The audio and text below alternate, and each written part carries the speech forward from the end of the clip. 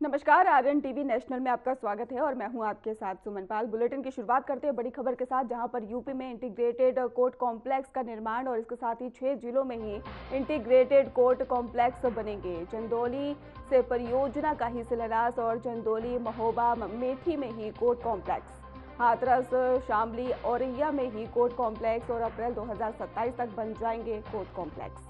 तो बड़ी अपडेट सामने आ रही है, जहां पर आपको बताते चले बड़ी अपडेट, जहां पर यूपी में इंटीग्रेटेड कोर्ट कॉम्प्लेक्स का निर्माण, 6 जिलों में ही इंटीग्रेटेड कोर्ट कॉम्प्लेक्स निर्माण और इसके साथ ही चंदौली से परियोजना का शिलान्यास, अप्रैल 2027 तक बन जाएंगे court complex.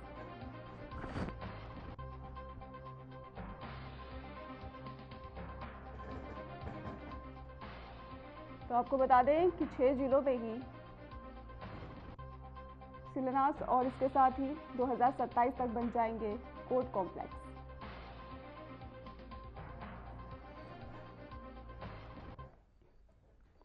CM Yogi Adityanath ने यूपी के विकास की बात की है, न्याय की प्रक्रिया की बात की है, वकीलों के साहस और लोगों की जरूरत की बात की है।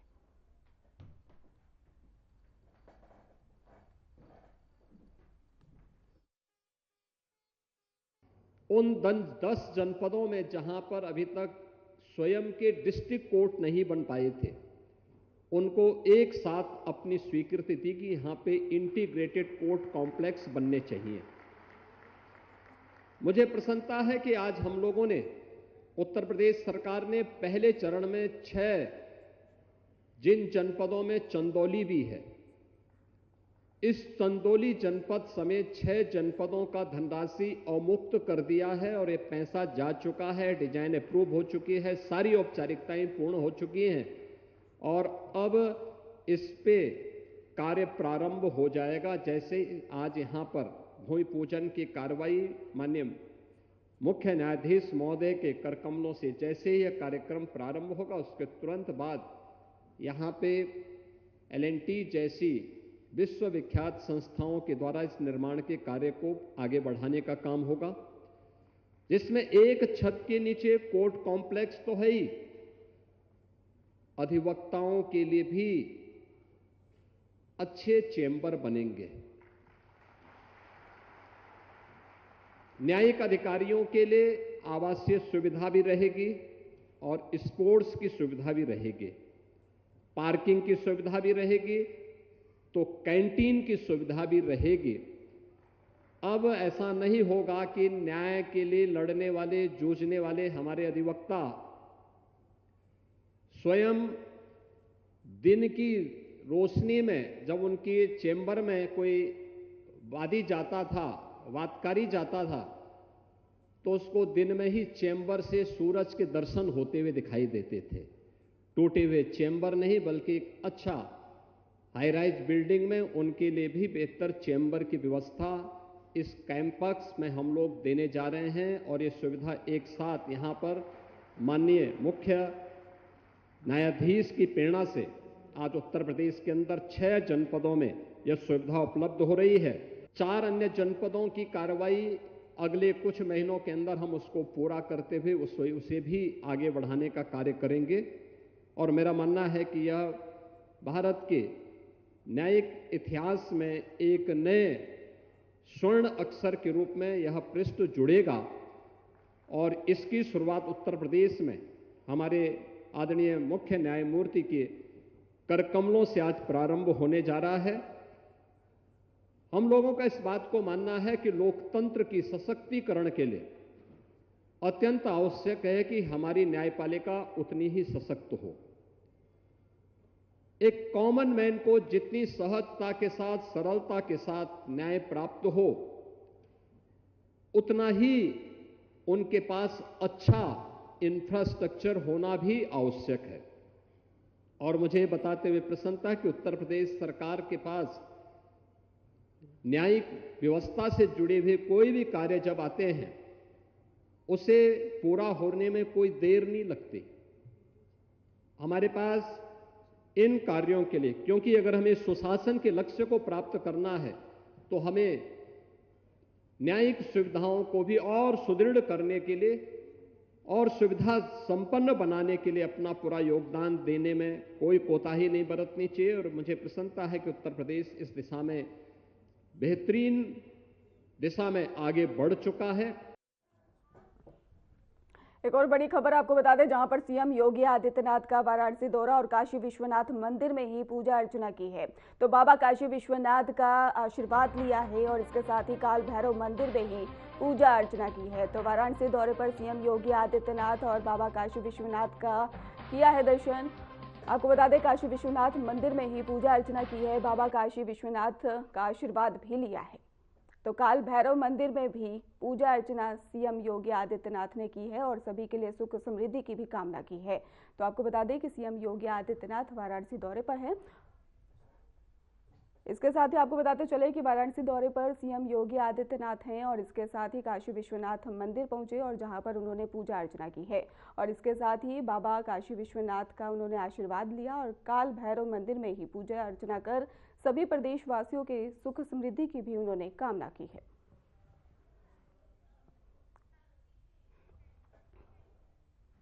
मंदिर में दर्शन करने के बाद ही सीएम योगी आदित्यनाथ ने प्रेस कॉन्फ्रेंस की और जिन्होंने आपको बता दें कि जिसमें उन्होंने काशी में महत्व बताया है और साथ ही कांग्रेस पर जोरदार हमला भी किया है। जनता को बताया कि किस तरह से कांग्रेस उनकी धार्मिक आस्था के साथ खिलवाड़ कर रही है।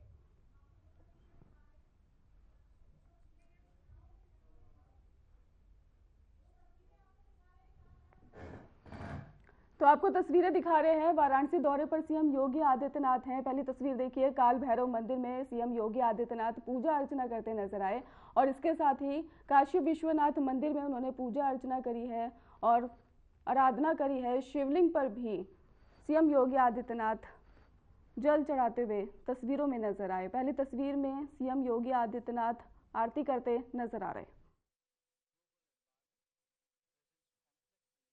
के कार्यक्रम को वह महत्व नहीं मिला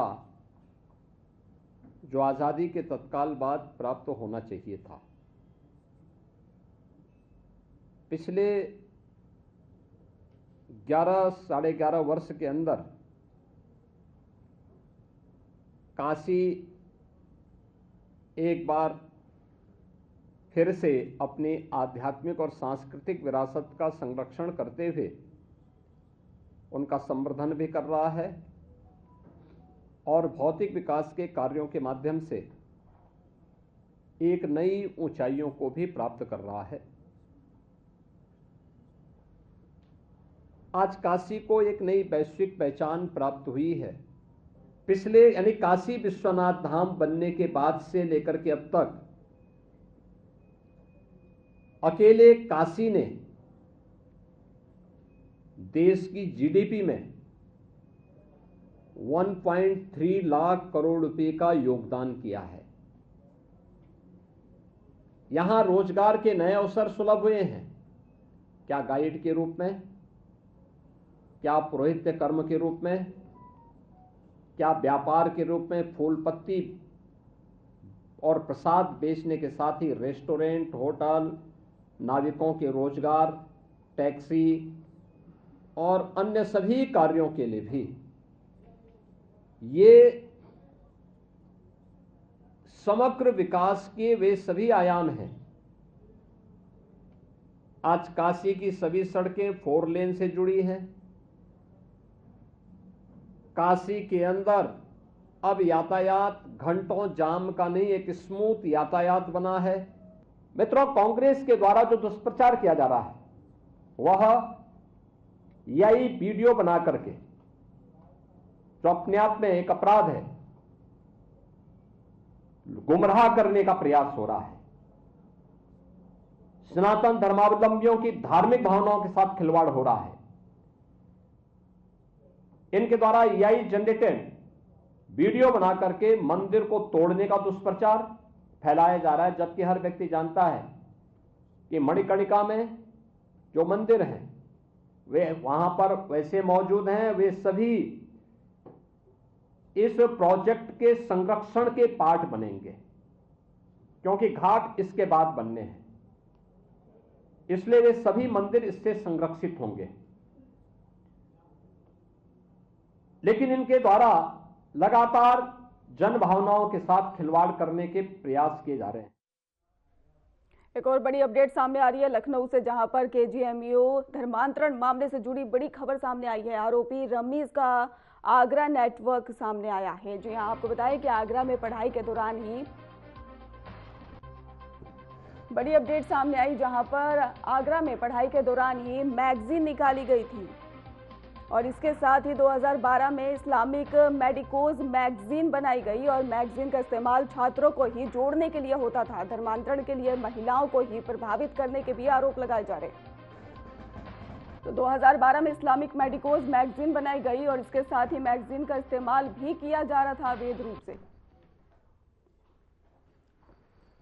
तो गंगा सभा संस्था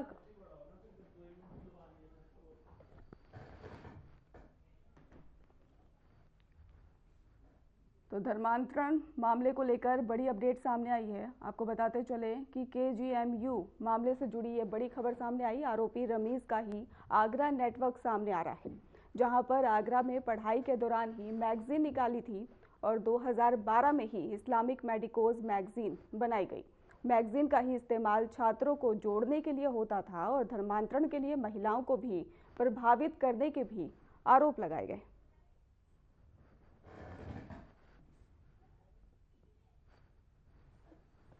तो आरोपी रमीज का ही आगरा नेटवर्क सामने आया और इसके साथ ही आगरा में पढ़ाई के दौरान ही मैगजीन निकाली गई थी। ये भी अपडेट सामने आ रही है। 2012 में इस्लामिक मेडिकोज मैगजीन बनाई गई और मैगजीन का इस्तेमाल छात्रों को जोड़ने के लिए भी होता था। तो केजीएमयू धर्मांतरण मामले में नए नए अपडेट सामने आ रहे हैं। धर्मांतरण के लिए ही महिलाओं को प्रभावित करने के भी आरोप लगाए जा रहे हैं। आरोपी रमीज का ही आगरा नेटवर्क भी सामने आया है।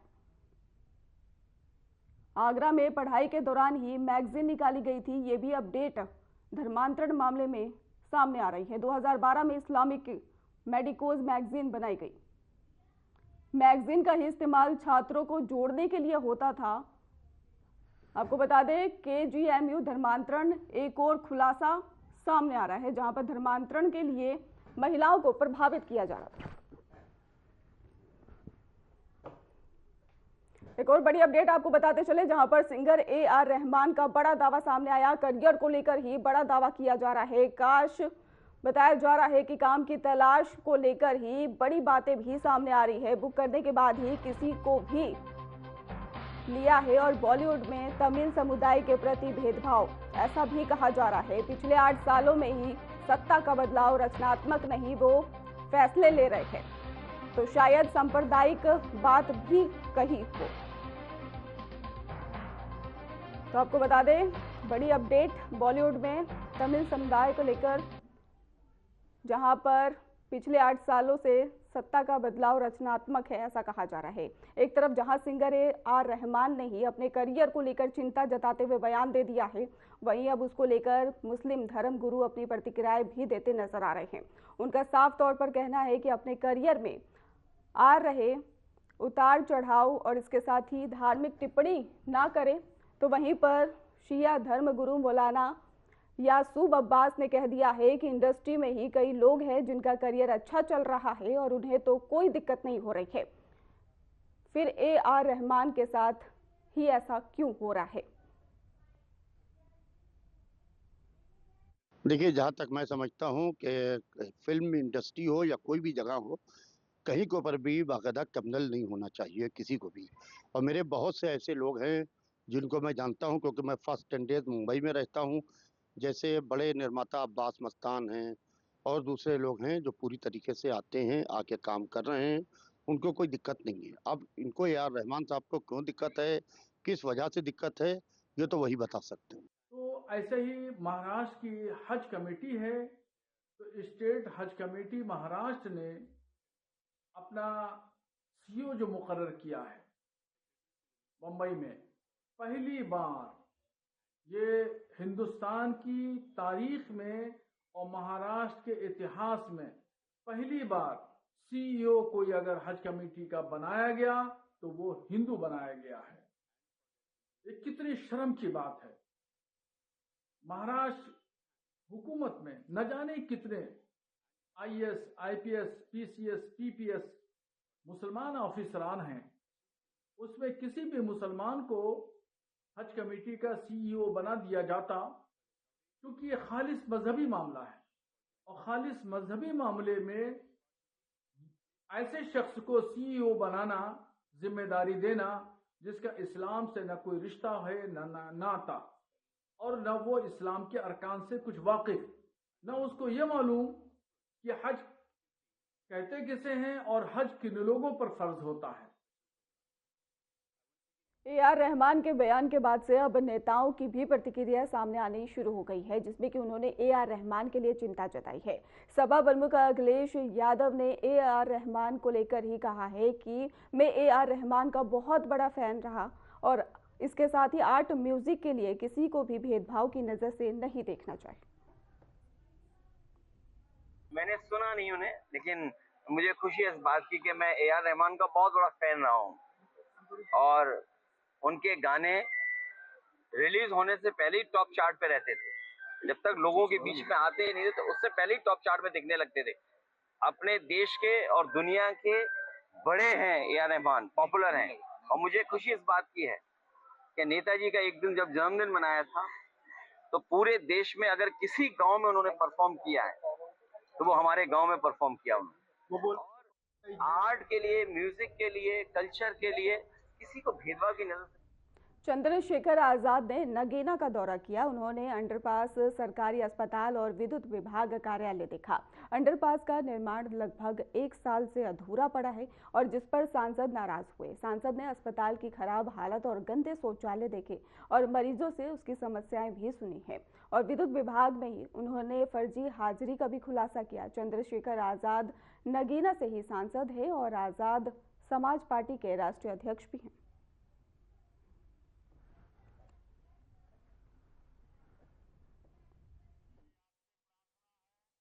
देखिए, ऐसा है, कालाखेड़ी अंडरपास के लिए मैं पिछली 3 बार हाउस में मैं इस मामले को उठा चुका।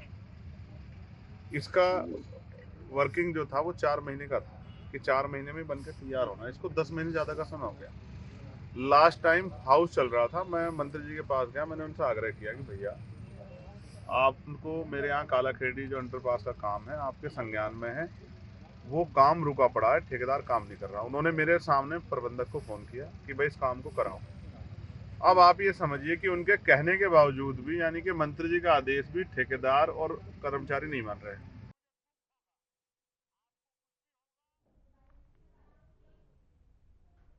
हाथरस में 1 जनवरी 2026 को 18 साल पूरे होने वाले युवाओं के लिए विशेष अभियान चलाया गया है।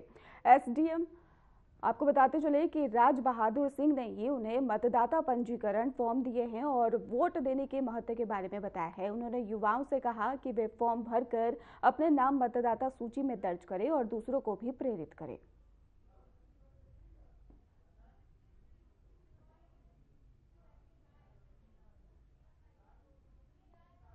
आज बागला डिग्री कॉलेज के अंतर्गत जो युवा मतदाता है जिसकी आयु 1 जनवरी 2026 में 18 वर्ष हो रही है, उनके लिए विशेष रूप से प्रेरित किया गया तथा उनको ये बताया गया कि अपनी वोटर लिस्ट में नाम अपना क्या नाम है शामिल कराएं, जिससे कि आपका क्या नाम है एक लोकतंत्र मजबूत हो सके, क्योंकि युवाओं के बगैर कोई भी देश आपका पूर्ण नहीं हो सकता। उनके लिए साथ साथ में शपथ भी दिलाई गई कि वो अपना वोट बनवाएंगे और साथ साथ में अपने परिवारजन या आसपास की जिसका नाम वोटर लिस्ट में शामिल नहीं है उनका भी नाम आपका शामिल करेंगे। इसके अंतर्गत उनको फॉर्म 6 का वितरण भी किया गया।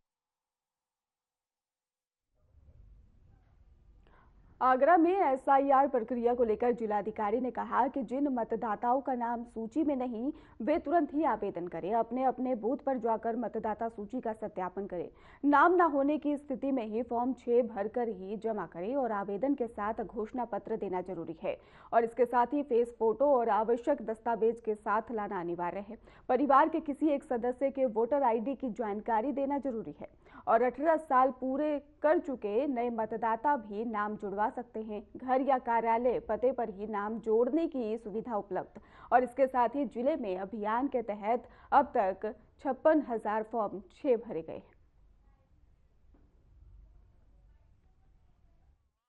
हमारे सारे BLOs बूथ पे रहेंगे और 10:30 बजे से लेकर 4 बजे तक। इसमें सभी जनपद वासियों से मेरा आग्रह है, जो वोटर है उनसे आग्रह है कि जो हमारे ड्राफ्ट पब्लिकेशन हुआ है उसमें वो नाम जिसका जुड़ा है, जिसका नाम नहीं जुड़ा है, तो उसका नाम सभी बीएलओ द्वारा पढ़ा जाएगा। आप अपने बूथ में जाके अपने जो जहाँ वोट डालते हैं पोलिंग सेंटर है उधर जाके अपने बीएलओ से मिलके नाम चेक कर लीजिए, और किसी कारणवश नाम नहीं है और आप अपना फॉर्म 6 और एक डिक्लेरेशन सब भर के अपना फिर से नाम जुड़वा सकते हैं। बाराबंकी के 12 हैदरगढ़ टोल प्लाजा पर 14 जनवरी 2026 को ही हाईकोर्ट के अधिवक्ता रत्नेश शुक्ला के साथ टोल कर्मियों ने मारपीट की। इस मामले में राष्ट्रीय राजमार्ग प्राधिकरण ने तुरंत कदम उठाया और इसके साथ ही NHAI ने ही टोल एजेंसी का ठेका रद्द कर दिया और 5.3 करोड़ की ही बैंक गारंटी जब्त करने की कार्रवाई शुरू की। साथ ही एजेंसी को अगले 1 साल तक ही किसी भी नए अनुबंध में हिस्सा लेने से रोका गया है और पुलिस ने टोल मैनेजर समेत ही 5 कर्मचारियों को जेल भेजा है। और जांच में ये भी सामने आया कि घटना से पहले एक व्यक्ति ने ही टोल कर्मियों को धमकी दी थी। हालात को नियंत्रित करने के लिए टोल प्लाजा पर भारी पुलिस बल तैनात किया गया है।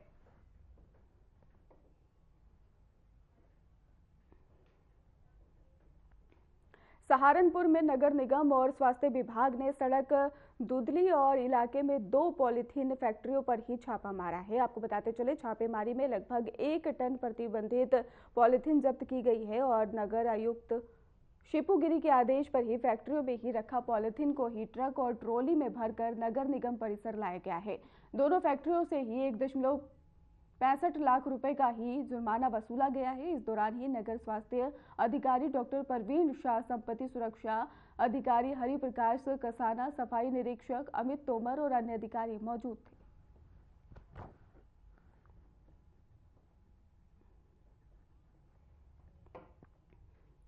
बिजनौर में वाल्मीकि समाज के युवक के साथ मारपीट का मामला सामने आया है, जिसके बाद से ही पीड़ित व्यक्ति से मिलने सांसद चंद्रशेखर आजाद पहुंचे। कुछ दिन पहले वाल्मीकि समाज के व्यक्ति के साथ मारपीट हुई थी। पीड़ित परिवार से मिलकर चंद्रशेखर आजाद ने कहा कि आरोपियों को कड़ी सजा दिलाई जाएगी। हालांकि पुलिस पहले से ही इस मामले में मुकदमा दर्ज कर चुकी है और सांसद चंद्रशेखर आजाद के गाँव में पहुंचने से ही गाँव में ही ग्रामीणों की भारी भीड़ भी देखने को मिल रही है।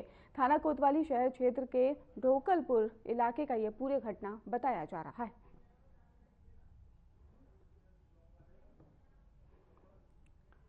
अमरोहा में घने कोहरे का कहर देखने को मिला, जहां पर जीरो विजिबिलिटी के चलते ही नेशनल हाईवे 9 पर ही एक के बाद एक 18 गाड़ियां आपस में टकरा गई। इस हादसे में ही 10 से ज्यादा लोग घायल बताए जा रहे हैं। इस घटना के बाद आसपास के इलाके में कोहराम मच गया है। आनन फानन में ही सभी घायलों को पास के अस्पताल में भर्ती कराया गया। यह हादसा अमरोहा के ही डिडोली कोतवाली इलाके का बताया जा रहा है। यह हादसा इतना भीषण था कि हाईवे पर अफरा तफरी मच गई और लोगों में चीख पुकार देखने को मिली। घटना के बाद ही मौके पर भारी संख्या में आसपास के लोग इकट्ठा हो गए और यातायात पूरी तरह से बाधित हो गया। नेशनल हाईवे 9 पर डिडौली थाना क्षेत्र के अंतर्गत अत्यधिक घने कोहरे व दृश्यता कम होने के कारण 6 वाहन आपस में टकरा गए, जिसमें एक कैंटर, एक बस व 4 अन्य छोटे वाहन थे। इनमें कुल 7 व्यक्ति घायल हुए हैं, जिसमें एक व्यक्ति गंभीर रूप से घायल है, जिसका इलाज अस्पताल में चल रहा है। बाकी 6 अन्य व्यक्तियों को हल्की फुल्की चोटें थीं, जिनको प्राथमिक उपचार के बाद उनके घर रवाना किया जा चुका है। अन्य किसी जान माल की कोई नुकसान की कोई खबर नहीं है। पुलिस द्वारा तत्काल मौके पर पहुंचकर क्रेन आदि की सहायता से यातायात को सुचारू रूप से निर्बाध चालू। सिद्धार्थनगर के डेबरुआ थाना क्षेत्र के अंतर्गत नेशनल हाईवे पर ही मदरिया गांव के पास में एक साइकिल सवार को बचाने के प्रयास में मैजिक वाहन और मदरसे की बस अनियंत्रित होकर पलट गई। बस में लगभग 38 स्कूली बच्चे सवार थे। हादसों में 18 बच्चों की चोटें भी बताई जा रही है और जिनमें से 6 को ही प्राथमिक उपचार के बाद मेडिकल कॉलेज रेफर किया गया। घटना की सूचना पर ही एसडीएम विवेकानंद मिश्रा और सीएमओ डॉक्टर रजत कुमार चौरासिया मौके पर पहुंचे और जहां पर घायलों का हालचाल जाना। थाना अध्यक्ष नारायण लाल श्रीवास्तव और इसके साथ ही टीम ने ही राहत और बचाव कार्य में सक्रिय भागीदारी की। स्थिति अब नियंत्रित में है और घायलों का उपचार भी किया जा रहा है। फिलहाल खास बुलेटिन में बस इतना ही। आप देखते रहिए RNTV नेशनल।